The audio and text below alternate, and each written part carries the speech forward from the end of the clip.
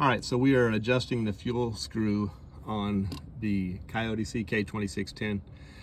This is a 2018 model.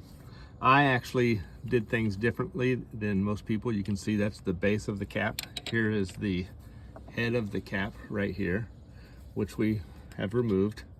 And this will still go back on and whatnot. And you can smash it in there all the way, but I'm not gonna smash it right now. And the way I got mine off, as you can see, it's intact except for that cut, is I actually used a pipe cutter. All right, so we just put that pipe cutter on there in this, in this position, and we rotated the cap until it cut, and we tightened that thing, of course, as we go. I got this bolt out, which is right here, just to get that pipe cutter in as far as I could. When I'm done here, I'll put that bolt back on. And I also took this nut off of this bolt here as well as this retaining clip, which all that will be reassembled when I'm done. All right, and in fact, I'll go ahead and put that screw back in there now, because there's no need in having it out any longer. All right, so we put that nut back on and this bolt back in, and now just remove this screw cap, which we'll put this back on. Now this is the jam nut, and this is the fuel screw that we want to bring out.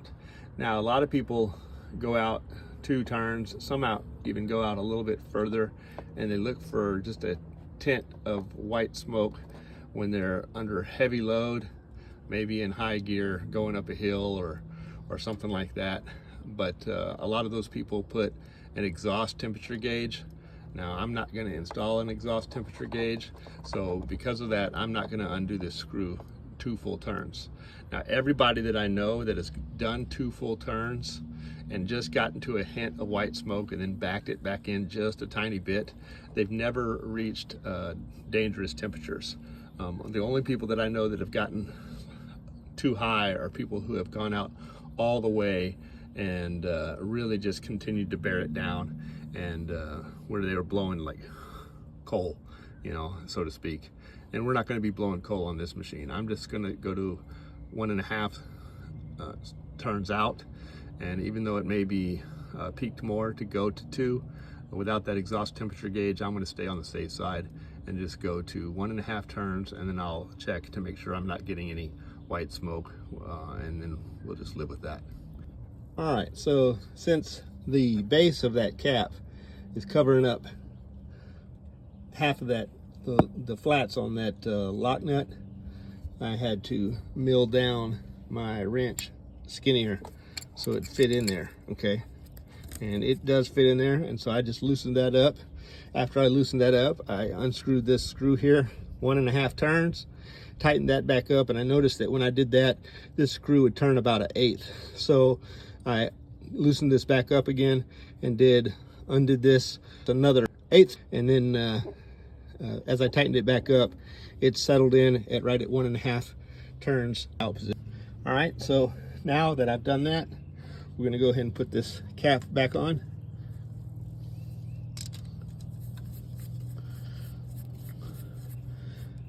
And I left that brass nut in there, or washer I should say, in there. Tighten that up. And then, now that that's tight, a couple more things we got to do, and I should have actually showed you in the beginning of the video, and that is, here, I had to get this out of the way. And there's a little piece of metal right there. You have to squeeze this in. If you see, press that metal in, and that allows it to disconnect from this piece right here. So I got that wire out of the way, but now I'm going to reassemble it, and we're going to go run up a hill that is on the road, paved road here, and see how this runs. And I'll probably leave it right here unless I see, you know, a lot of white smoke or something like that, which I don't expect. We'll record it and see how it goes. But that is it. And then I will, if I'm happy with it, I'll put a real small drop of super glue is what somebody did. I don't know if I'll do that or not, and I'll tap this on all the way, and I can paint it black if I want to hide it. But truth be known, it's it may be good for me to leave it like this, to tell you the truth, so I can see it. And besides, why would I hide it? I'm out of warranty, and if I resell it, I have an obligation to tell the buyer, but I don't plan on selling this tractor. I plan on having it here for the rest of my days. So I'll give you an update when I go up this hill. That it used to, when I used to run it full throttle up this hill, when I say full throttle, I have a linked pedal to my fuel, and when I used to run it, when I would go up that hill, it would drop down to about 1500 RPMs on the not so steep part, and then when I got to the steepest part, it would drop all the way down to near 1000 RPM. So we'll see how that does. Hey, I decided to blow out my air filter while we're at it. This is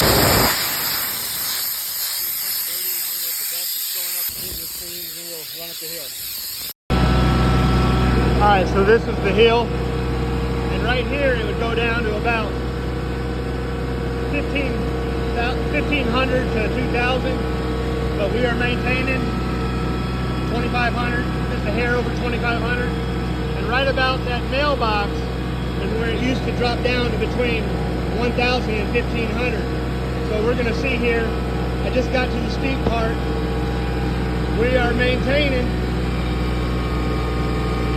I don't see any smoke. We maintain RPMs the whole time.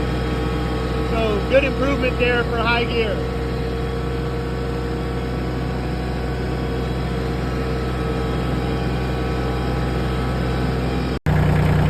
All right, I am on the hill. Don't know, I'm not in the steep part. And I do have it in four-wheel drive, and we're just going to see if it'll go all the way up to 2500 RPM, 2600 RPM from a standstill.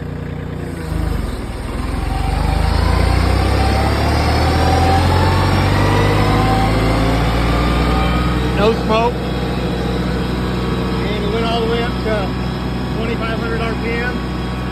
Right here's the steepest part of the hill. I'll stop again, and we'll see if it'll get all the way up.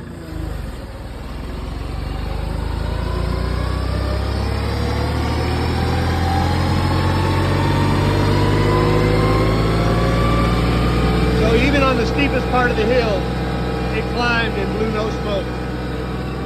So this is definitely an improvement in power, and I feel like without smoking that I think I'm pretty good in terms of safety without having an exhaust temperature gauge.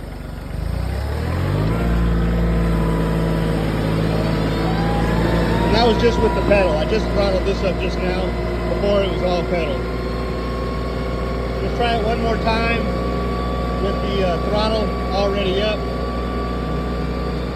right on the steepest part of the hill, and see how that goes.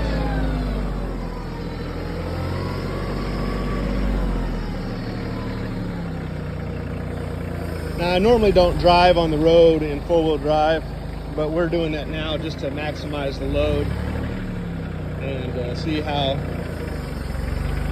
the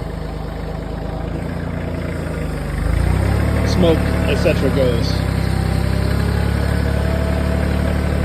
All right, so that's in high, turning around. We're gonna go ahead and turn the RPMs up.